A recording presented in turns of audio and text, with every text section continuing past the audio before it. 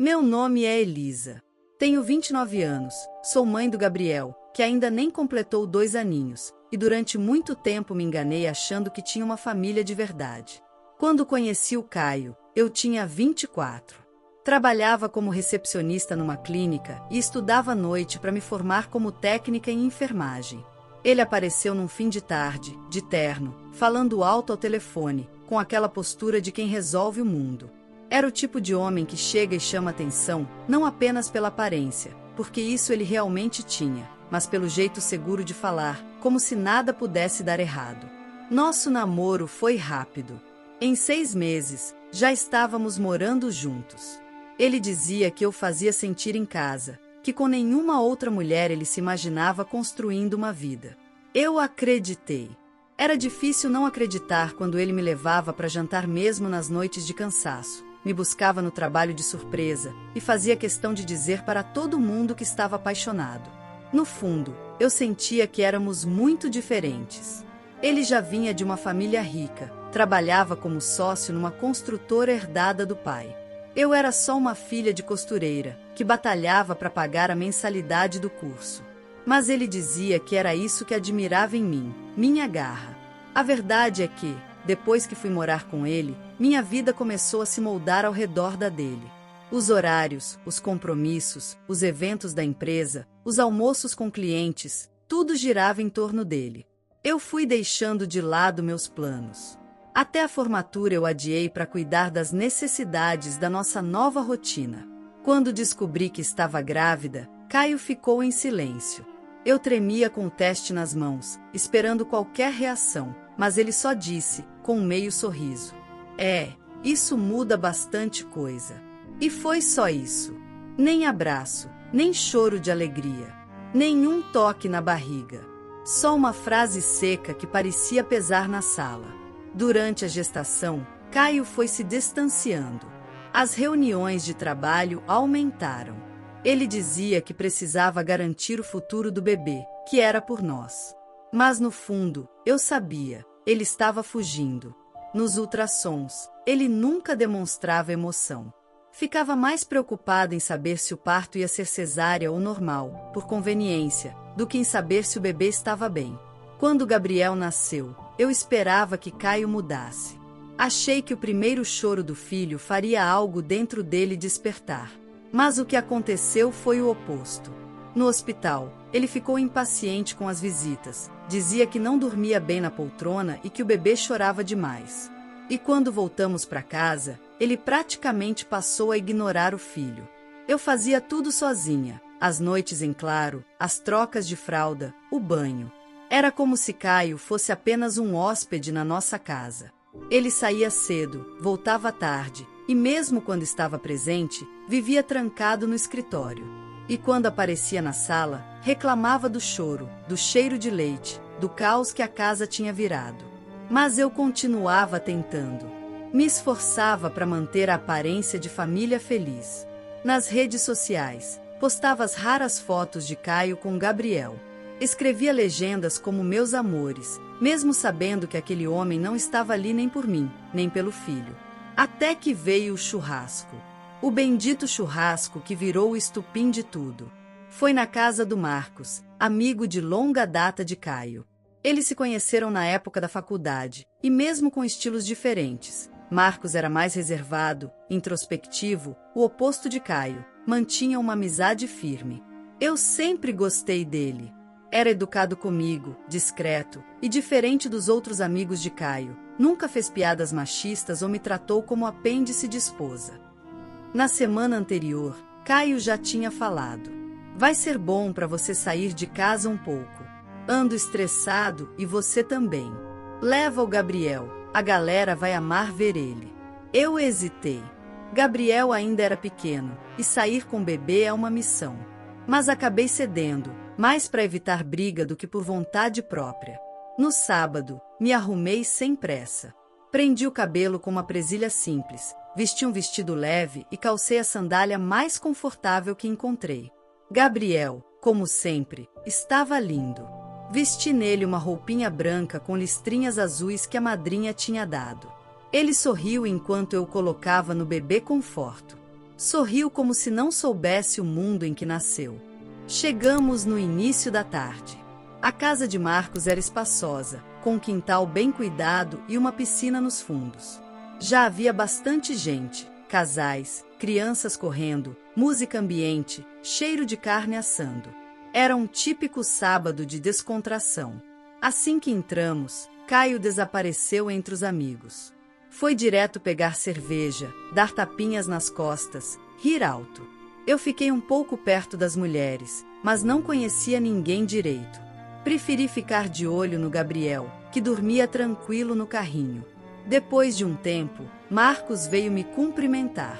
Você parece cansada, Elisa. Tá tudo bem? Ah, normal de mãe recente, respondi, tentando sorrir.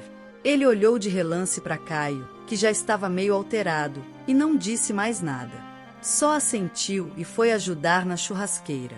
Mais tarde, formou-se uma grande mesa. Todos se sentaram com os pratos cheios, copos de bebida, conversa solta. Caio estava ao meu lado, já com 2 ou 3 cervejas no corpo. Gabriel dormia no carrinho, encostado em mim. Foi quando um dos amigos comentou, rindo: "E aí, Caio? Agora que é pai, a vida virou do avesso?" Caio respondeu sem nem pensar, com um riso debochado: "Cara, vou te falar. Esse filho aí não era exatamente meu plano." A frase ecoou, como uma sirene dentro da minha cabeça. Alguns riram. Outros fizeram aquela cara de ir, como se fosse só um comentário infeliz. Mas para mim, foi como se alguém tivesse rasgado meu peito. Ele disse aquilo na minha frente. Na frente de amigos. Como se eu e meu filho fossemos um erro. Eu congelei. Tava tudo indo tão bem, ele continuou. Empresa crescendo, viagem marcada, noites tranquilas. Aí bum. Bebê. Dormir virou luxo. Mais risadas. Foi então que percebi Marcos. Ele não ria. Estava do outro lado da mesa, olhando fixo para Caio. A expressão dele era dura, indignada, como se tivesse escutado uma blasfêmia. Depois, virou o olhar para mim. E o que vi ali não foi pena, foi raiva. Uma raiva contida de quem sabia de algo que não podia mais calar. Naquele momento, algo dentro de mim se rompeu. Não foi só a vergonha pública. Foi a constatação final. Caio nunca quis esse filho. E nunca me quis por completo. Eu era só a parte do enfeite, da conveniência social, da aparência de lar. Levantei devagar com a desculpa de ver o bebê. Fui até um canto do jardim, sentei num banco de madeira e chorei em silêncio. O sol ainda brilhava, as pessoas ainda riam, mas dentro de mim, começava a escurecer. E foi ali que senti, alguma coisa estava prestes a vir à tona. Porque naquela mesa, alguém sabia demais. E não ia ficar calado por muito tempo. Depois do churrasco, voltei para casa carregando Gabriel e uma dor surda no peito. Caio vinha ao meu lado, mas era como se estivéssemos em mundos diferentes. Ele dirigia calado, o maxilar tenso, e nem olhava para mim. O carro parecia mais apertado que o normal, cheio de palavras que não foram ditas. Quando entramos em casa, fui direto pro quarto do nosso filho. Caio subiu pro escritório sem dizer nada. Enquanto embalava Gabriel no colo, sentia meu coração bater descompassado. Como ele pôde dizer aquilo? Na frente dos amigos? Na frente de Marcos? Esperei Gabriel adormecer e fiquei ali, sentada no chão do quarto, em silêncio. Chorar alto parecia errado com meu filho tão perto, então as lágrimas escorriam mudas, só sentidas. Na manhã seguinte, Caio já tinha saído quando acordei. Na cozinha, o prato sujo do café dele ainda estava na pia. Peguei o celular para ver a hora e encontrei uma mensagem. Era de Marcos. Oi, Elisa. Podemos conversar? Só nós dois. Preciso te contar uma coisa. Meu coração disparou. Uma parte de mim queria ignorar. Outra, precisava saber. Respondi que sim. Ele sugeriu um café perto do parque, fim da tarde. Disse que era importante. Pedi para minha mãe ficar com Gabriel. Inventei que ia resolver algo do trabalho e saí. O céu nublado combinava com meu humor. Fiquei imaginando o que ele queria me dizer. Será que sabia de alguma traição? Será que queria apenas me confortar? Quando cheguei ao café, ele já estava lá, sentado no fundo, com um olhar diferente. Mais sombrio, como se algo estivesse corroendo por dentro. Me aproximei com cautela. Obrigado por vir, disse ele, enquanto puxava a cadeira para mim. O que aconteceu, Marcos? Ele respirou fundo, olhou para os lados e então falou, quase num sussurro. O que Caio disse ontem, aquilo me incomodou demais.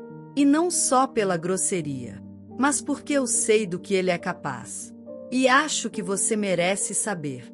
Franzi a testa, tensa. Saber o quê? Ele hesitou por longos segundos. Os olhos fugiram dos meus. E então, finalmente, começou. Pouco antes de ele começar a namorar com você, ele me contou que engravidou uma garota numa festa. Disse que foi um acidente, mas que aquilo poderia acabar com a vida dele. Usou essas palavras. Ele estava desesperado. A garota queria seguir com a gravidez. E ele, bom, ele fez o que sempre faz, tentou resolver com dinheiro. Pagou para ela ir embora. Literalmente. Eu levei a mão à boca. Meu Deus! Ele não me deu detalhes. Só falou que se livrou do problema. Na época, discutimos feio. Me afastei dele por meses. Achei que com o tempo ele tinha mudado. Mas ontem, ao ouvir aquela frase, esse filho não era meu plano, eu percebi que não mudou nada. Ele só esconde melhor agora. Fiquei sem chão. O homem que dormia na minha cama havia comprado o silêncio de outra mulher, e agora parecia repetir o padrão emocional comigo, de outro jeito. E você acha que ele pensa o mesmo sobre o Gabriel? Marcos me olhou com pesar. Eu acho que o Caio só ama o que ele pode controlar. Quando algo escapa do roteiro dele, vira um problema. E problemas, ele elimina. Pensei nos últimos meses. O distanciamento, os olhares frios, o incômodo com o choro do bebê, os sumiços no trabalho, as frases cruéis disfarçadas de sinceridade. Tudo fazia mais sentido agora. Terrivelmente mais sentido. Ele nunca bateu em mim, sussurrei, mas sinto como se me quebrasse todo dia com as palavras. Abuso não é só o que se vê, respondeu Marcos. Às vezes, o pior é o que não se vê. O silêncio. A indiferença. O desprezo disfarçado de normalidade. Saí do café mais devastada do que quando entrei. Mas, estranhamente, também com uma nova clareza. Eu não estava exagerando. Não estava louca. E, principalmente, não estava sozinha. Nas semanas seguintes, comecei a prestar mais atenção. Vi como Caio rejeitava Gabriel de forma sutil. Fingia estar ocupado quando eu pedia para ele segurar o filho um pouco. Colocava fone de ouvido quando o bebê chorava. Nunca perguntava como estava a saúde dele. O ápice veio quando Gabriel ficou doente. Uma febre forte, daquelas que deixam qualquer mãe desesperada. Eu corri para o hospital no meio da madrugada. Caio disse que era só uma virose e voltou a dormir. Passei a noite sozinha na emergência, com Gabriel no colo e lágrimas nos olhos. E foi ali, enquanto meu filho ardia e Caio dormia tranquilo, que decidi, eu precisava sair daquela relação. Não era só por mim, era por Gabriel. No dia seguinte, liguei para Marcos. Queria entender até onde ele sabia sobre o passado do Caio.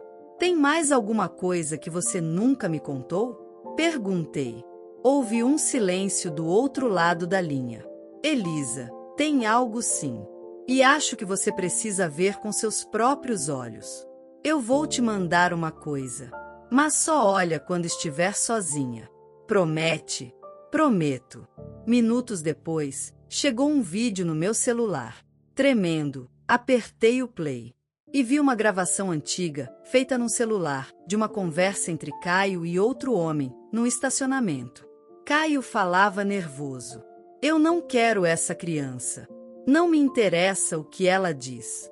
Manda ela sumir, eu pago o que for. Isso não pode respingar em mim.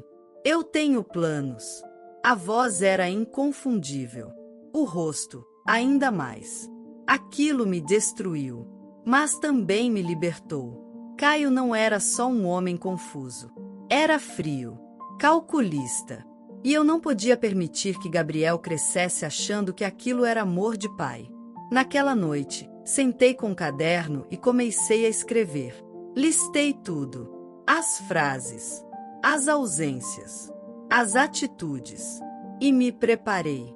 Porque, a partir dali, eu não seria mais espectadora da minha vida. Eu seria autora. Mas o que eu não esperava era que o próprio Marcos estava guardando outro segredo. Um que poderia abalar tudo. Um que Caio nunca imaginaria que viria à tona.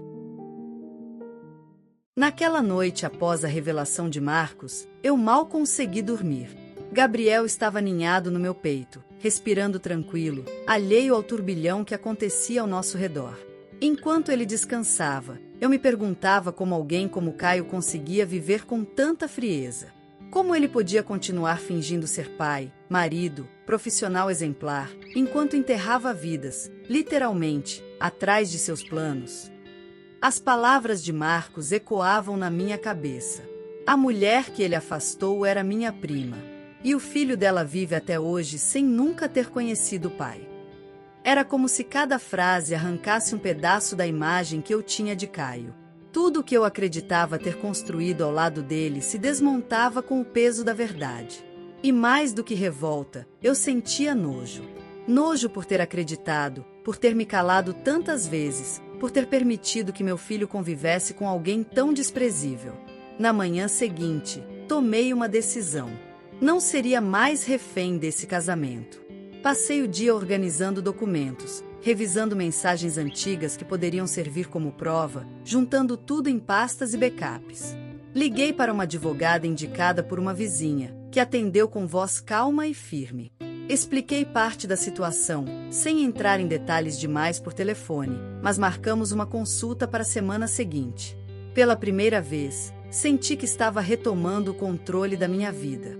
Marcos passou em casa no fim da tarde, com frutas, fraldas e um brinquedo de encaixe pro Gabriel. Como você tá? Ele perguntou, me olhando com um misto de cuidado e tensão. Firme, respondi. E decidida. A história do teu primo me deu um empurrão que eu precisava. Não tem mais volta. Ele assentiu e se sentou comigo à mesa, observando Gabriel brincar no tapete. Aquele vídeo, comecei, com a voz um pouco embargada. Você mostrou para mais alguém? Não.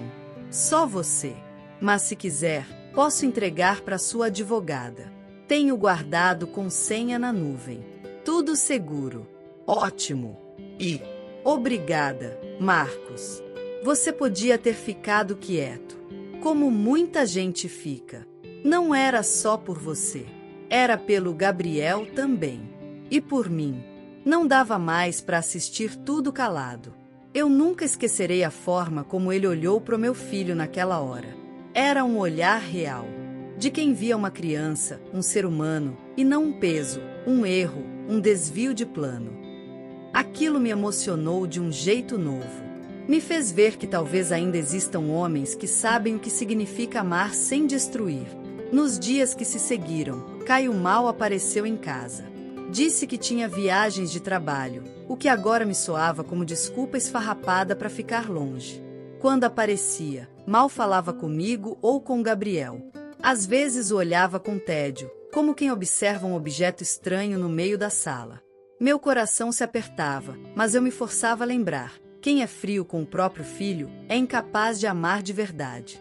No fim daquela semana, fomos convidados para um novo churrasco com os mesmos amigos de sempre.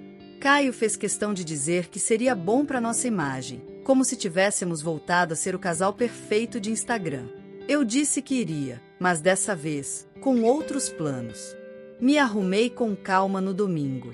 Coloquei um vestido bonito, maquiagem leve, e ajeitei Gabriel com uma roupa que ganhamos de presente. Na bolsa de fraldas, levei o pendrive com o vídeo da gravação. Meu coração batia acelerado. Eu não sabia exatamente o que faria com aquilo, mas tinha certeza de que não sairia daquele almoço da mesma forma. Quando chegamos, os cumprimentos foram mornos. Algumas esposas de amigos me olharam de forma estranha, como se percebessem o desgaste no meu rosto, ou sentissem o clima pesado entre mim e Caio. Ele, como sempre, fez questão de parecer descontraído, soltando piadas sobre o sono perdido com o bebê e sobre como a vida de pai é puxada, mas é isso aí. Eu me calei, observei, esperei. Foi depois do almoço, com as taças de vinho na mão e risadas ao redor, que ele repetiu o que já havia dito semanas antes. Esse filho aí não estava nos meus planos. Mas fazer o quê, né? Quando a mulher cisma que quer ser mãe. Os amigos riram. Um ou outro olhou para mim, sem saber se era apropriado. Marcos, que estava encostado na bancada, cruzou os braços e encarou Caio em silêncio. Eu respirei fundo. Engraçado você dizer isso, Caio. Parece que filho nunca fez parte dos teus planos, mesmo. Nem o Gabriel, nem o outro. Um silêncio cortante se fez. As conversas ao redor cessaram. Ele me olhou, tenso. Que outro? O filho da sua ex.